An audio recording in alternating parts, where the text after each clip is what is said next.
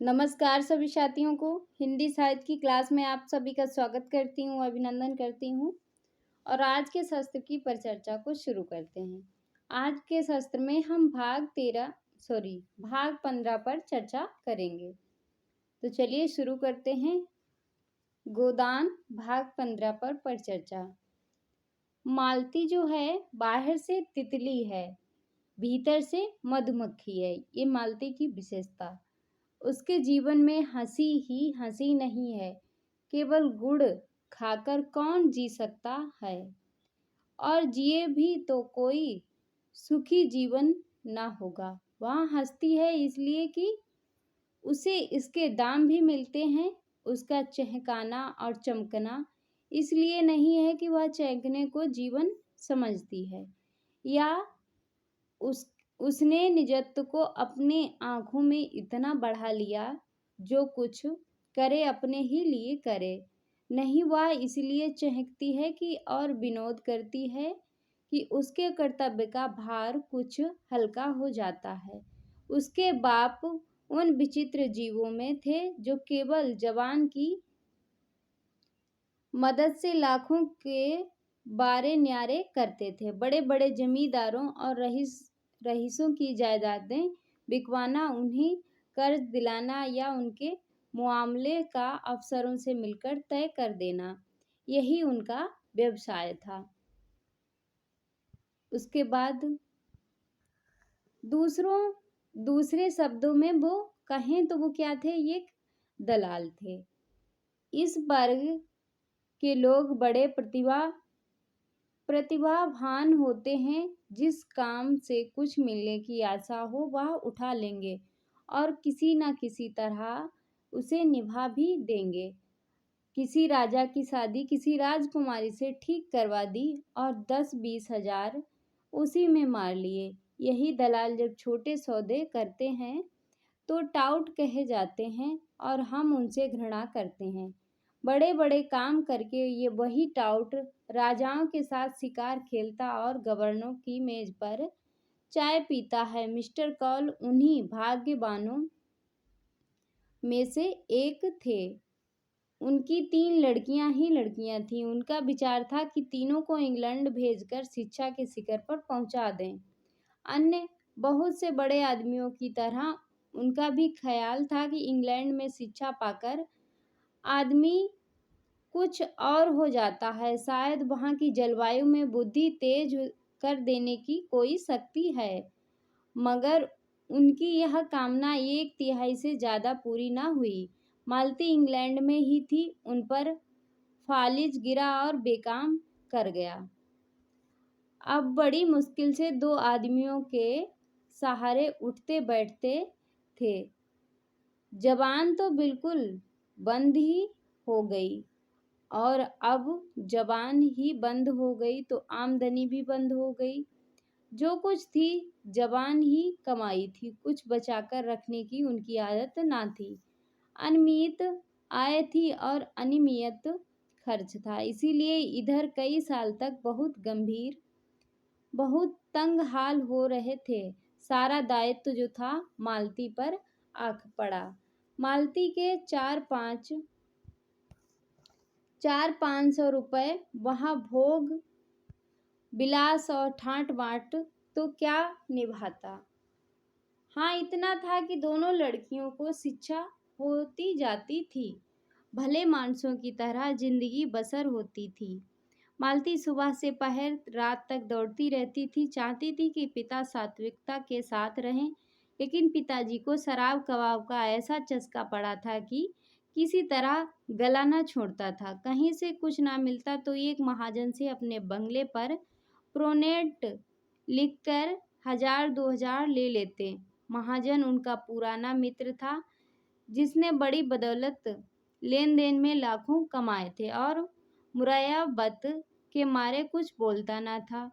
उसके 25,000 पड़ चुके थे और जब चाहता कुर्की करा सकता था, मगर मित्रता की लाज निभाता जाता था। आत्मसेवियों से जो निर्जलता आती थी वह कॉल में भी थी। उसके बाद तागजे हुआ करें, उन्हें परवाह न थी। मालती उनके अपव्यय पर झुंझलाती रहती थी, लेकिन उसकी माता जो साक्षात देवी थी, इस युग में भी पति की सेवा नारी जीवन का मुख्य हेतु समझती थी। उसे समझाती रहती थी कि इसीलिए ग्रह युद्ध ना होने पाता था। संध्या हो गई, हवा में अभी तक गर्मी थी, आकाश में धुंध छाया हुआ था। मालती और उसकी दोनों बहनें बंगले के सामने घास पर बैठी हुई थीं। पानी न पाने के कारण वहां की धूप जल गई थी और भीतर की मिट्टी निकल आई थी। उसके बाद मालती ने पूछा, माली क्या बिल्कुल पानी नहीं देता? मझली बहन का क्या नाम था? सरोज। कहा, पड़ा पड़ा सोया करता है सुअर, जब कहो तो 20 बहाने निकालने लगता है। सरोज जो थी बीए पढ़ी थी। कितनी पढ़ी थी? बीए। दुबली सी लंबी पीली सूखी कटु, उसे किसी की कोई बात पसंद ना आती थी, हमेशा ऐब निकालती रहती थी। डॉक्टरों की सलाह थी कि कोई परिश्रम ना करे और पहाड़ पर रहे, लेकिन घर की स्थिति ऐसी ना थी कि उसे पहाड़ पर भेजा जा सकता था। उसके बाद सबसे छोटी लड़की का क्या नाम था? सबसे छोटी बहन थी मालती की, वरदा। वरदा को सरोज इसलिए देश था कि सारा घर सरोज के हाथों हाथ लिए रहता था। वह चाहती थी कि जिस बीमारी में इतना स्वाद है वह उसे क्यों नहीं हो जाती। गोरी सी गर्भशील स्वस्थ चंचल आंखों वाली बालिका थी, जिसके मुख पर प्रतिभा की झलक थी। सरोज के सिवा उसे सारे संसार से सहानुभूति थी। सरोज के कथन का विरोध करना उसका स्वभाव था। बोली, दिन भर दादाजी बाजार भेजते रहते हैं, फुर्सत ही कहाँ पाता है। मरने की छुट्टी तो मिलती नहीं, पड़ा पड़ा सोएगा। सरोज ने डांटा, दादाजी उसे कब बाजार भेजते हैं? री झूठी काहे कही? रोज भेजते हैं, रोज। अभी तो आज ही भेजा था, कहो तो बुलाकर पूछवा दूं। पूछवाएगी? बुलाऊं?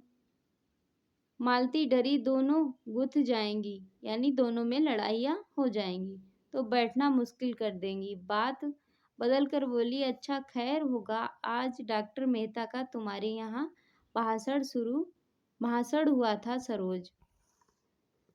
सरोज ने नाक सिकोड़ कर कहा, हाँ हुआ तो था, लेकिन किसी ने पसंद नहीं किया। आप फरमाने लगे, संसार में स्त्रियों का क्षेत्र पुरुषों से बिल्कुल अलग है। स्त्रियों का पुरुषों के क्षेत्र में आना इस युग का कलंक है। लड़कियों ने तालियां और सीटियां बजानी शुरू की कि बेचारे लज्जित होकर बैठ गए। कुछ अजीब से आदमी मालूम होते हैं। अपने यहाँ तक कह डाला कि प्रेम केवल कवियों की कल्पना है, वास्तविक जीवन में इसका कहीं निशान नहीं है। लेडी हुकी ने उनका खूब मजाक उड़ाया। मालती ने कटाक्ष किया, लेडी हुकी ने इस विषय में वह कुछ बोलने का साहस रखती हैं? तुम्हारे डॉक्टर साहब का भाषण आदि से अंत तक सुनना चाहिए था, लेकिन दिल में लड़कियों को क्या समझ होगा। उसके बाद पूरा भाषण सुनने का सब्र किसे था? वह तो जैसे घाव पर नमक छिड़कते थे। फिर उन्हें बुलाया ही क्यों? आखिर उन्हें औरतों से कोई बैर तो है नहीं। जिस बात को हम सत्य समझते हैं उसी का प्रचार करते हैं। औरतों को खुश करने के लिए वहाँ उनकी सी कहने वालों में नहीं है। और फिर अभी वहाँ कौन जानता कि स्त्रियां जिस रास्ते पर चलना चाहती हैं वही सत्य है। बहुत संभव है आगे चलकर हमें अपनी धारणा जो है बदलनी पड़े। उसके बाद उसने फ्रांस, जर्मनी और इटली की महिलाओं के जीवन आदर्श बतलाए और कहा, शीर्ष ही विमनेश लीग की ओर से मेहता का भाषण होने वाला है। सरोज को कौतूहल हुआ।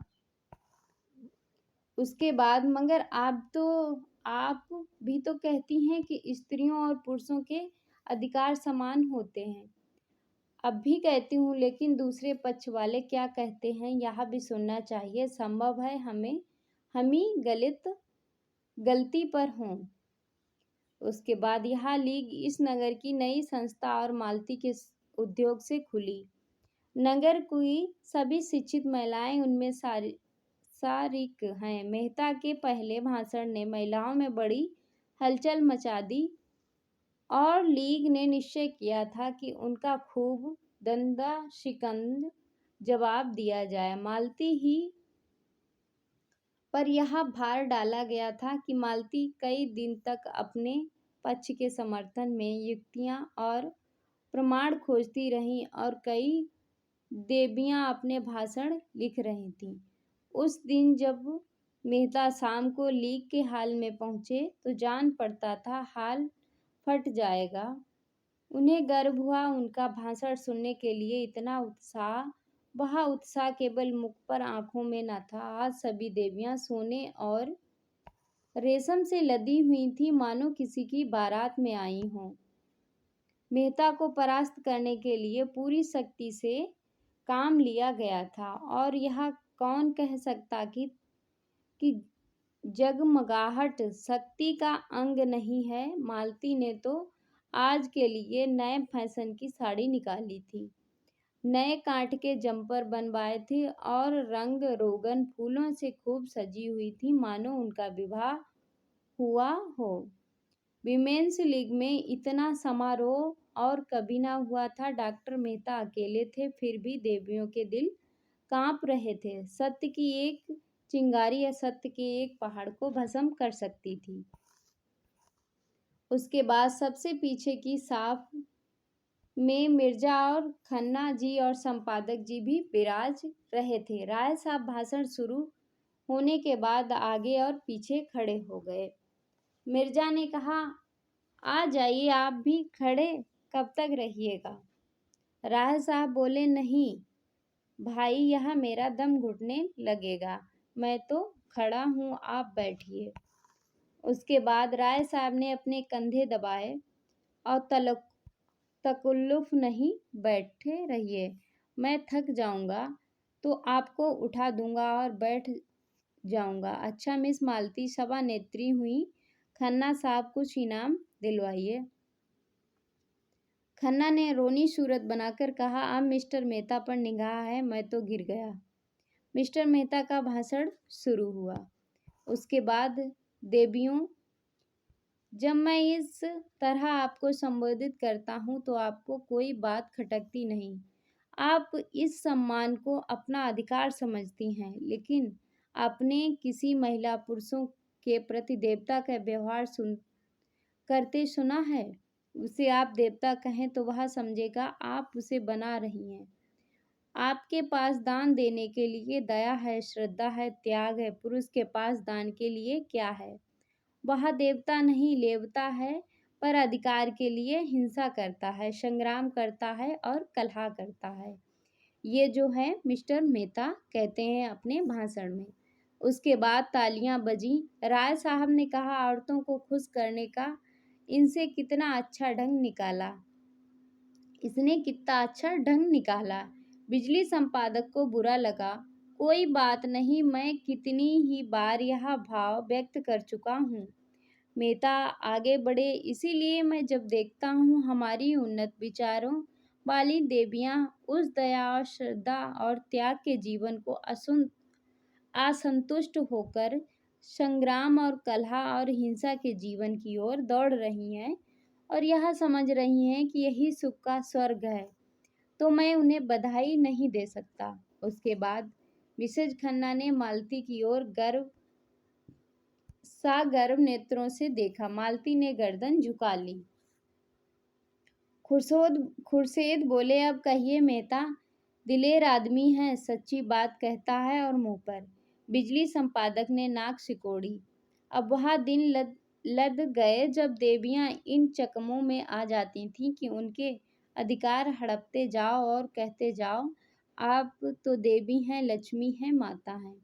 मेहता आगे बढ़े। स्त्री पुरुष के रूप में, पुरुष के कर्म में रत देखकर मुझे उसी तरह वेदना होती है जैसे पुरुष को स्त्री के रूप में। स्त्री के कर्म देखकर मुझे विश्वास है, ऐसे पुरुषों को आप अपने विश्वास और प्रेम का पात्र नहीं समझती, आपको विश्वास दिलाता हूँ, ऐसी स्त्री भी पुरुष के प्रेम और श्रद्धा का पात्र नहीं बन सकती। खन्ना के चेहरे पर दिल की खुशी चमक उठी। राय साहब ने चुटकी ली। उसके बाद, आप बहुत खुश हैं खन्ना जी? खन्ना जी बोले, मालती मिले तो पूछें, अब कहिए।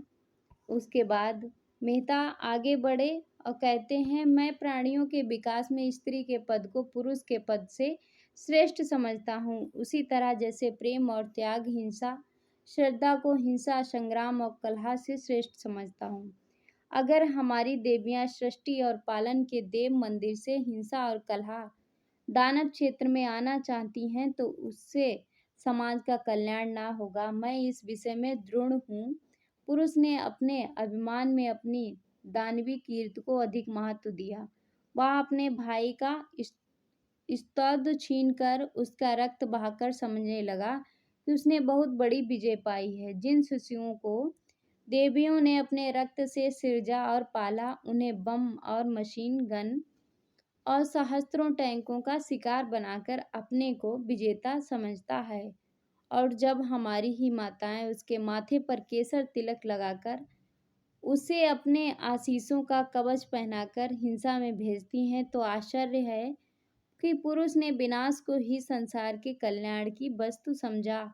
उसकी हिंसा प्रवृत्ति दिन दिन बढ़ती गई और आज हम देख रहे हैं कि यह दानवता प्रचंड होकर परास्त, संसार को रौंदती, प्राणियों को कुचलती, हरी भरी खेतियों को जलाती और गुलजार बस्तियों को वीरान करती चली जाती हैं। देवियों, मैं आपसे पूछता हूँ, क्या आप इस दानव लीला में सहयोग देकर इस संग्राम क्षेत्र में उतरकर संसार का कल्याण करेंगी? मैं आपसे विनती करता हूँ, नाश करने वालों को अपना काम करने दीजिए। आप अपने धर्म का पालन कीजिए। फिर खन्ना बोले, मालती की तो गर्दन ही नहीं उठती। राय साहब इन विचारों का समर्थन किया। मेहता कहते यथार्थ ही है। उसके बाद बिजली संपादक बिगड़े, मगर कोई बात तो नहीं कही। नारी आंदोलन के विरोध उन्हें ऊट-पटांग बातों का शरण लिया करते थे। मैं इसी मानता कि नहीं, त्याग और प्रेम संसार की उन्नति है। संसार ने उन्नति की और पौरुष से, पराक्रम से, बुद्धि बल से तेज है। खुर्शीद ने कहा, अच्छा सुनने दीजिएगा, यह अपनी ही गाया जाएगा। मेहता का भाषण जारी था। देवियों में उन लोगों में नहीं जो कहते हैं कि स्त्री और पुरुष के समान शक्ति है, समान प्रवृत्तियां हैं, उनमें कोई भिन्नता नहीं है। इससे भयंकर असत्य की कल्पना नहीं कर सकता। यह वह असत्य है जो युग युगांतरों से संचित अनुभव को उसी तरह ढक लेना चाहता, जैसे बादल एक टुकड़ा सूर्य को ढक लेता है। मैं आपको संचेत किए देता हूँ कि आप इस जाल में ना फंसें। स्त्री पुरुष से उतनी ही श्रेष्ठ है जितना प्रकाश अंधेरे से।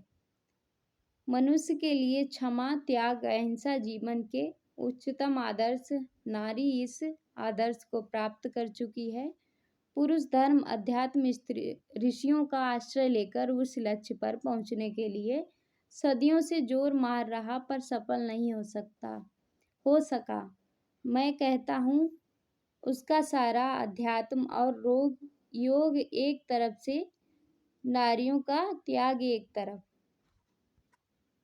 उसके बाद तालियां बजी, हाल हिल उठा और राय साहब ने गदगद होकर कहा, मेहता वही कहते हैं, इनके दिल में है जो। ओंकार नाथ ने टीका की, लेकिन बातें सभी पुरानी हैं, सड़ी हुई हैं, ये ओंकार कहते हैं। उसके बाद पुरानी बात भी आत्मबल के साथ कही जाती हैं तो नई हो जाती हैं। जो 1000 रुपये हर महीने फटकार कर विलास में उड़ाता हो, उसमें आत्मबल जैसी वस्तु नहीं रह सकती। यह केवल पुराने विचार की नारियों और पुरुषों को प्रसन्न करने का ढंग है। उसके बाद खन्ना ने मालती की ओर देखा। यह क्यों फूली जा रही है? इन्हें तो शर्माना चाहिए। उसके बाद यही मिजाज चलता रहता है, व्यंग एक दूसरे से सब करते रहते हैं। ओंकार जो हैं वो उठते हैं। उठकर जाने को हुए, बिलासियों ने उसके मुंह से बड़ी बड़ी बातें सुनकर मेरी देह भस्म हो जाती है। खुर्शीद ने हाथ पकड़कर फिर बैठाया। आप भी संपादक जी निरे पोंगा ही रहेंगे। आजी दुनिया है, जिसके भी जी में आता है वो कहता चला जाता है। उसके बाद यह सब सुनने के बाद राय साहब ने उन्हें और चिढ़ाया और उल्टा के मुंह से सतियों की सी बात सुनकर जिसका जी न जलेगा। ओंकारनाथ फिर बैठ गए। मेहता का भाषण जारी है। फिर मेहता का भाषण जारी रहता है और मेहता कहते हैं, मैं आपसे पूछता हूँ, क्या बाज को चिड़ियों का शिकार करते देखकर हंस को यह शोभा देगा कि वह मान सरोवर की आनंदमयी शांति को छोड़कर चिड़ियों का शिकार करने लगे? अगर वह शिकारी बन जाए तो आप उसे बधाई दोगी। हंस के पास उतनी तेज चोंच नहीं है जितनी तेज चंगुल नहीं है, उतनी तेज आंखें नहीं हैं, उतने तेज पंख नहीं है, और जितनी तेज रक्त की प्यास नहीं है। उन आश्रयों का संचयन करने में उसे सदियां लग जाएंगी। फिर वह बाज बन सकेगा या नहीं, इसमें संदेह है। मगर बाज बने या ना बने, वह हंस ना रहेगा।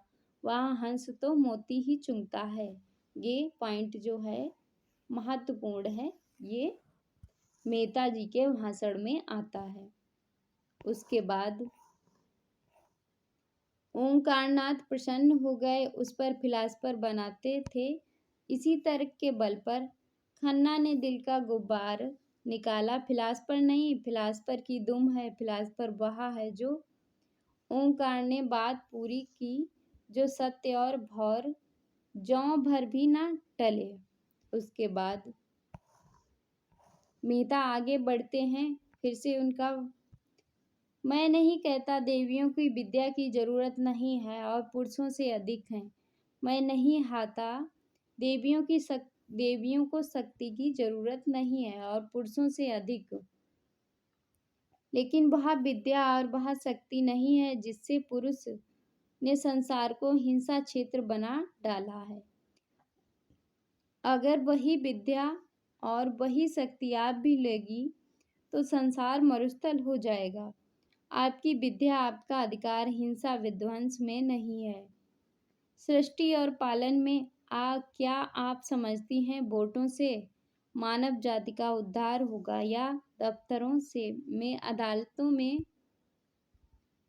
जबान और कलम चलाने से? इन नकली अप्राकृति विनाशकारी अधिकारियों के लिए आप वह अधिकार छोड़ देना चाहती हैं जो आपको प्रकृति ने दिए हैं। उसके बाद सरोज अब तक बड़ी बहन के अदब से जब्त किए बैठी थी। अब ना रहा गया, फुफकार कर उठी, हमें वोट चाहिए पुरुषों के बराबर। और कई युवतियां ने हाक लगाई, वोट वोट।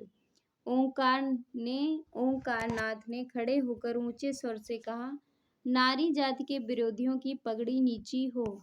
मालती ने मेज पर हाथ पटक कर कहा, शांत रहो।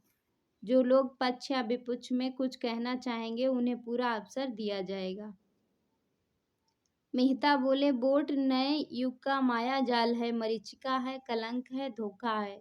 उसके चक्कर में पड़कर आप ना इधर की होंगी ना उधर की। कौन कहता कि आपका क्षेत्र संकुचित है और उसमें आपको अभिव्यक्ति का अवकाश नहीं मिलता। हम सभी पहले मनुष्य हैं, पीछे कुछ और कुछ। हमारा जीवन घर है, वही हमारी सृष्टि होती है, वही हमारा पलना है, वही जीवन के सारे व्यापार होते हैं। अगर वह क्षेत्र परिमित है तो अपरिमित कौन सा क्षेत्र है? क्या वह संघर्ष जहाँ संगठित अपहरण है, जिस कारखानों में मनुष्य हैं उसका भाग्य बनता है, उसे छोड़कर आप उन कारखानों में जाना चाहती हैं जहाँ मनुष्य पीसा जाता है, जहाँ उसका रक्त निकाला जाता है? मिर्जा ने टोका, पुरुषों पुरुषों के जुल्म ने ही उसमें बगावत की यह रिपिष्ट पैदा की है। मेहता बोले, बेशक पुरुषों ने अन्याय किया, लेकिन उसका यह जवाब नहीं कि अन्याय को मिटाइए, लेकिन अपने को मिटाकर नहीं। उसके बाद मालती बोली, नारियां इसीलिए अधिकार चाहती हैं कि उनका सदुपयोग करें और पुरुषों को उनका दुरुपयोग करने से रोकें। उसके बाद मेहता ने उत्तर दिया कि संसार में बड़े अधिकार सेवा त्याग से मिलते हैं और वह आपको मिले हैं। उन नारियों के सामने वोट कोई चीज नहीं। मुझे खेद है, हमारी बहनें परिश्रम कर आदर्श ले रही। जहां नारी ने अपना पद खो दिया, वहां स्वामिनी ने गिरकर विलास की वस्तु बन गई। पश्चिम की स्त्री स्वच्छंद होना चाहती, इसीलिए वह अधिक से अधिक विलास कर सके। हमारी माताओं का आदर्श कभी विलास नहीं रहा। उन्होंने केवल सेवा के अधिकार से सदैव गृहस्थी का संचालन किया। परिश्रम में जो चीजें अच्छी हैं वहाँ उनसे लीजिए। संस्कृत में सदैव आदान प्रदान होता आया है, लेकिन अंधी नकल तो मानसिक दुर्बलता का ही है लक्षण। पश्चिम की स्त्री आज गृह स्वामिनी नहीं रहना चाहती। भोग की विशुद्ध विलासा से उसे उच्छल बना दिया। वह अपनी लज्जा और गरिमा को, जो उसकी सबसे बड़ी विभूति चंचलता और आमोद प्रमोद का होम कर रही है, मैं वहाँ की शिक्षित बालिकाओं को अपने रूप का भरी हुई गोल बाहों और अपने नग्नता का प्रदर्शन करते देखता हूँ, तो मुझ पर उन्हें दया आती है कि इनकी लालसाएं इतना पराभूत होकर कर दिया है कि वे अपने लज्जा की भी स्वयं रक्षा नहीं कर सकती। नारी की इससे अधिक और क्या अधोगति हो सकती है। राय साहब ने तालियां बजाईं। हाल तालियों से गूंज उठा जैसे पटाखों की लड़ियां छूट रही हों। मिर्जा साहब ने संपादक जी से कहा, इसका जवाब तो आपके पास भी ना होगा। संपादक जी ने विरक्त मन से कहा, सारे व्याख्यान में इन्होंने यही एक बात सत्य कही है, आप भी मेहता के मुरीद हुए। उसके बाद, जी नहीं, अपने लोग किसी के मुरीद नहीं होते। मैं उसका जवाब ढूंढ निकालूंगा, बिजली में देखिएगा। इसके माने यह कि आप हक की तलाश नहीं करते, सिर्फ अपने पक्ष के लिए लड़ना चाहते हैं। राय साहब ने आड़े हाथों लिया, इसी पर आपको अपने सत्य प्रेम का अभिमान है। संपादक जी अविचल रहे, वकील का काम करने, मुकब्बिल हित देखना है, सत्य असत्य का निराकरण नहीं। उसके बाद मेहता जी ने फिर उनका भाषण में कि और यह पुरुषों का षड्यंत्र है कि देवियों को ऊंचे शिखर से खींचकर अपने बराबर बनाने के लिए उन पुरुषों का जो कायर है, उसमें वैवाहिक जीवन का दायित्व संभालने की क्षमता नहीं है, जो स्वच्छंद काम कीड़ा की तरंगों में साणों की भांति दूसरी को हरी भरी खेती में मुंह डालकर अपने कुंसित लालसाओं को तृप्त करना चाहते हैं। पश्चिम में इनका षड्यंत्र सफल हो गया। देवियां तालियां बन गईं। मुझे यह कहते हुए शर्म आती है कि इस त्याग तपस्या की भूमि भारत में भी कुछ वही हवा चलने लगी। विशेषकर हमारी शिक्षित बहनों पर वह जादू बड़ी तेजी से चढ़ा। वह गृहिणी का आदर्श त्याग कर तितलियों का रंग पकड़ रही हैं। उसके बाद सरोज उत्तेजित होकर बोली, हम पुरुषों से सलाह नहीं मांगती। अगर वह अपने बारे में स्वतंत्र हैं तो स्त्रियां भी अपने विषय में स्वतंत्र हैं। युवतियां अब विवाह की पेशा नहीं बनना चाहती, वह केवल प्रेम के आधार पर विवाह करेंगी। उसके बाद मेहता ने जवाब दिया, जिसे तुम प्रेम कहती हो वह धोखा है, उत्तिप्त लालसा का रूप है, उसी तरह जैसे संन्यास केवल भीख मांगने का संस्कृत रूप है। प्रेम अगर वैवाहिक जीवन में कम है तो मुक्ति विलास में बिल्कुल नहीं। सच्चा आनंद, सच्ची शक्ति केवल सेवा व्रत में है। वही अधिकार का स्रोत है, वही शक्ति का उद्गम है। सेवा ही वह सीमेंट है जो दंपति को जीवन पर्यंत स्नेह और आश्चर्य में जोड़े रख सकता है। जिस पर बड़े बड़े आघातों का भी कोई असर नहीं होता। जहाँ सेवा का अभाव है वहीं विवाह विच्छेद है, परित्याग है, अविश्वास है और उसके ऊपर पुरुष जीवन की नौका का कर्णधार होने का कारण जिम्मेदारी ज्यादा है। आप चाहो तो नौका को आंधी तूफानों में पार लगा सकती हैं और अपने असावधानी को तो नौका डूब जाएगी और उसके साथ आप भी डूब जाएंगी। भाषण समाप्त हो गया। विषय विवादग्रस्त था। कई महिलाओं ने जवाब देने की अनुमति मांगी मगर देर हो गई थी, इसीलिए मालती ने मेहता को धन्यवाद देकर सभा भंग कर दी। हाँ, यह सूचना दी गई कि अगले रविवार को इसी विषय पर कई देवियां अपने विचार प्रकट करेंगी। राय साहब ने मेहता को बधाई दी। अपने मेरे मन की बातें कही मिस्टर मेहता, मैं आपके एक एक शब्द से सहमत हूँ। उसके बाद मालती हंसी। आप क्यों न बधाई दोगे, चोर चोर मौसेरे भाई जो होते हैं। उसके बाद मेहता बोलते, इसीलिए नहीं कि वह बात समझती है। खन्ना ने मालती की ओर अपनी बड़ी बड़ी आंखों से देखकर कहा, मानो उसके मन की बात समझने की चेष्टा करते हुए कहा, डॉक्टर साहब के यह विचार मुझे तो कोई 100 साल पिछड़े हुए मालूम होते हैं।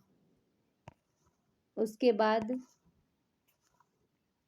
मिसेज खन्ना बरामदे से चली जाती हैं और मेहता ने उनसे पास जाकर प्रणाम करते हुए पूछा, मेरे भाषण का विषय आपकी क्या राय है। मिसेज खन्ना ने आंखें झुकाकर कहा, अच्छा था, बहुत अच्छा, मगर अभी आप अविवाहित हैं, तभी नारियां देवियां हैं, श्रेष्ठ हैं, कर्णधार हैं। विवाह कर लीजिए तो पूछूंगी अब नारियां क्या हैं। और विवाह आपको करना पड़ेगा क्योंकि आप विवाह से मुंह चुराने वाले मर्दों को कायर कह चुके हैं। मेहता हंसे, उसी के लिए तो जमीन तैयार कर रहा हूँ। मिस मालती से जोड़ा भी अच्छा है। शर्त यह है कि वह कुछ दिन आपके चरणों में बैठकर आपसे नारी धर्म सीखे। वही स्वार्थी पुरुषों की बात है, अपने पुरुष कर्तव्य सीख लिया। उसके बाद मेहता ने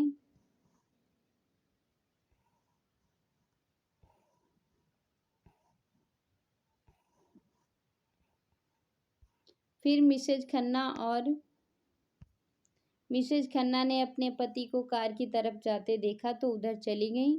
मिर्जा भी बाहर निकल गए। मेहता ने मंच पर से ही अपनी छड़ी उठाई और बाहर जाना चाहते थे कि मालती ने आकर उनका हाथ पकड़ लिया और फिर आग्रह भरी आंखों से बोली, आप अभी नहीं जा सकते, चलिए आप पापा से आपकी मुलाकात कराऊं और आज वही खाना खाइए।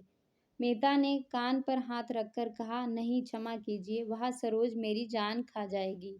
मैं इन लड़कियों से बहुत घबराता हूँ। नहीं नहीं, मैं जिम्मा लेती हूँ, वह मुंह भी न खोलेगी। उसके बाद दोनों कार में बैठ जाते हैं। एक क्षण बाद मेहता ने पूछा, मैंने सुना खन्ना साहब अपनी बीवी को मारा करते हैं। तब से मुझे उनकी सूरत से नफरत हो गई। जो आदमी इतना निर्दयी हो वह आदमी नहीं समझता। आप नारी जाति के बड़े हितैषी बनते हैं। तुमने उन्हें कभी समझाया नहीं। मालती उग्र होकर बोली, ताली हमेशा 2 हथेलियों से बजती है, आप भूल जाते हैं। तो ऐसे किसी कारण ही कल्पना नहीं कर सकता कि कोई पुरुष अपने स्त्री को मारे। उसके बाद चाहे स्त्री कितनी बदजबान हो, हाँ कितनी भी, उसके बाद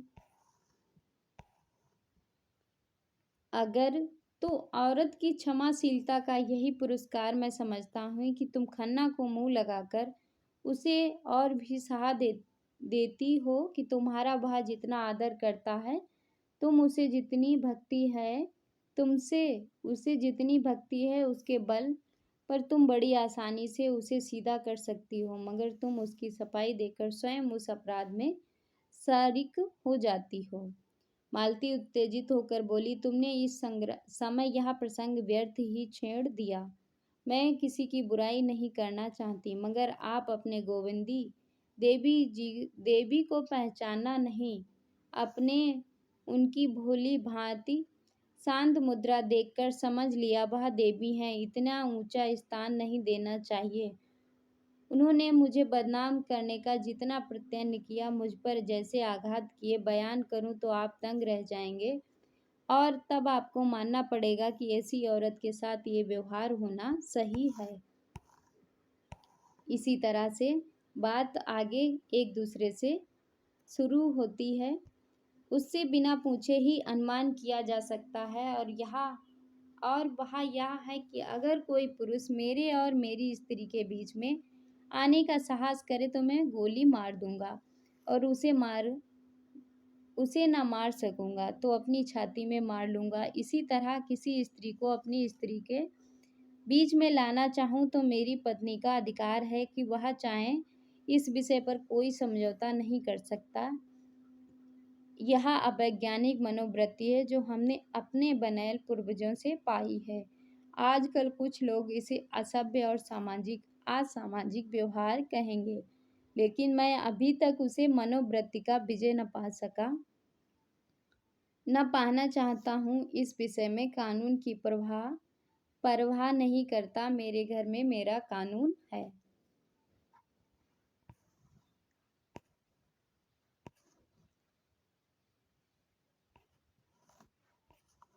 इसी तरह से आपस में दोनों की बात होती रहती है और मालती जो है गला भरभरा गया और अपने मुंह फेर कर रुमाल से आंसू पोंछे। फिर 1 मिनट बाद बोली, औरों के साथ मुझे इसका दुख है। मुझे तुमसे ऐसी आशा ना थी। फिर कदाचित अपनी दुर्बलता पर खेद हुआ, वह प्रचंड होकर बोली, आपको मुझ पर आपेच करने का कोई अधिकार नहीं है। अगर आप इन्हीं मर्दों में हैं तो जो किसी स्त्री पुरुष को साथ देखकर उंगली उठाए बिना नहीं रख सकते तो शौक से उठाइए, मुझे रत्ती भर परवाह नहीं है। अगर कोई स्त्री आपके पास बराबर किसी न किसी बहाने से आए, आपको अपना देवता समझे, हर बात आपसे सलाह ले, आपके चरणों के नीचे आंखें बिछाए, आपको इशारा पाते ही आग में कूदने को तैयार हो, तो मैं दावे से कह सकती हूँ आप उसकी उपेक्षा ना करेंगे। अगर आप उसे ठुकरा सकते हैं तो आप मनुष्य नहीं हैं। उसके विरुद्ध आप कितने ही तर्क और प्रमाण ला कर रख दें, लेकिन मैं नहीं मानूंगी। नहीं, मैं तो कहती हूँ अपेक्षा तो दूर रही, ठुकराने की बात की क्या है। आप उस नारी की चरण धो धो के पिएंगे, बहुत दिन गुजर जाने से हृदय होगी। मैं आपके हाथ जोड़कर कहती हूँ मेरे सामने खन्ना का नाम ना लीजिए। मेहता ने इस ज्वाला में मानो हाथ सेकते हुए कहा, शर्त यही है कि मैं खन्ना को आपके साथ ना देखूं। मैं मानवता की हत्या नहीं कर सकती। वहां आएंगे तो मैं उन्हें दुराऊंगी नहीं। उनसे कहिए अपनी स्त्री के साथ सज्जनता से पेश आएं। मैं किसी के निजी मामले में दखल देना उचित नहीं समझती, ना मुझे इसका अधिकार है। उसके बाद तो आप किसी की जबान नहीं बंद कर सकती। मालती का बंगला आ गया, कार रुक गई, मालती उतर कर पड़ी और बिना हाथ मिलाए चली गई। वह फिर भी भूल गई कि मेहता को भोजन की दावत दी थी। वह एकांत में जाकर खूब रोना चाहती थी। गोविंदी ने पहले से भी उसके ऊपर आघात किए थे, कई व्यंग किए थे उसे बदनाम करने के लिए, पर आज उसने जो आघात किया वह बहुत गहरा और बहुत बड़ा चौड़ा, बड़ा मर्मभेदी था। तो ये था आज का शस्त्र। अगले शस्त्र में अगली कहानी। तब तक के लिए जय हिंद।